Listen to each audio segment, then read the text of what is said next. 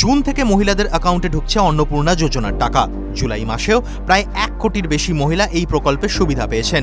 অগস্টেও তৃতীয় কিস্তির টাকা পাওয়ার অপেক্ষায় রয়েছেন বহু মহিলা। কারা এই টাকা পাবেন, কারা বাদ পড়বেন, সেই নিয়ে জল্পনা বাড়ছে। রাজ্য সরকার স্পষ্ট জানিয়ে দিয়েছে, শুধুমাত্র যোগ্য আবেদনকারীদেরই তৃতীয় কিস্তির টাকা দেওয়া হবে। সরকারি সূত্রে খবর, রাজ্য জুড়ে এখনও আবেদনকারীদের নথি যাচাইয়ের কাজ চলছে। অঙ্গনওয়াড়ি কর্মীরা বাড়ি বাড়ি গিয়ে আবেদনকারীদের নথি মিলিয়ে দেখছেন। বিশেষ করে যারা এখনো পর্যন্ত কোনো কিস্তির টাকা পাননি বা যাদের আবেদনের ক্ষেত্রে অতিরিক্ত যাচাই প্রয়োজন, তাদের নথি পুনরায় পরীক্ষা করা হচ্ছে। তবে অগস্টে কারা ৩,০০০ টাকা পাবেন না জানেন? প্রশাসনের দাবি, অন্নপূর্ণা যোজনায় যাদের স্ট্যাটাস বর্তমানে আন্ডার ইনকোয়ারি বা রিজেক্টেড দেখাচ্ছে, তাদের অনেকেরই নথি ফের যাচাই করা হচ্ছে।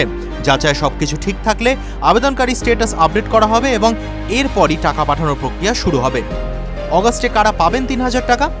জুলাই মাসে 1 কোটিরও বেশি মহিলার ব্যাংক অ্যাকাউন্টে দ্বিতীয় কিস্তির টাকা পাঠানো হয়েছে। তবে যাচাইয়ের পর প্রায় ২৬ লক্ষ আবেদন বাতিল করা হয়েছে।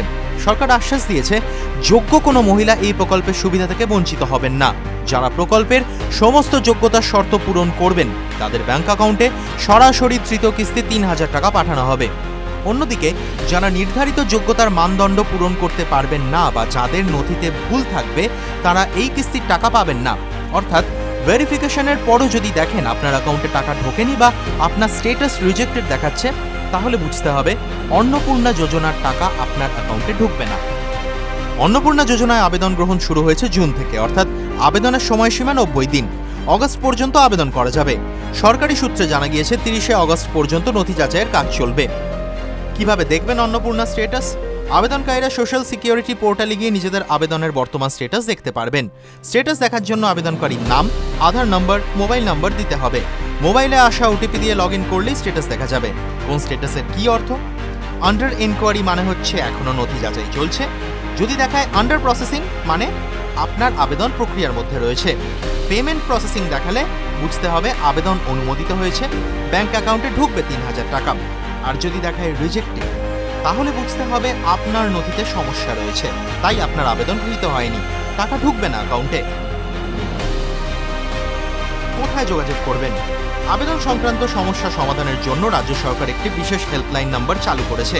Helpline number 8282082820। সময় হচ্ছে সোমবার থেকে শনিবার সকাল 9টা থেকে সন্ধ্যা 6টার মধ্যে। সরকারের দাবি, অন্নপূর্ণা যোজনার জন্য একটি পৃথক ওয়েবসাইটও চালু হয়েছে, যেখানে গ্রাম পঞ্চায়েত এবং ব্লক ভিত্তিক অনুমোদিত উপভোক্তাদের তালিকা দেখা যাবে। রাজ্য সরকারের আবেদন, সমস্ত আবেদনকারী যেন দ্রুত নথি যাচাইয়ের কাজ সম্পূর্ণ করেন এবং নিয়মিত নিজেদের আবেদন স্ট্যাটাস চেক করেন। TV9 Bangla digital.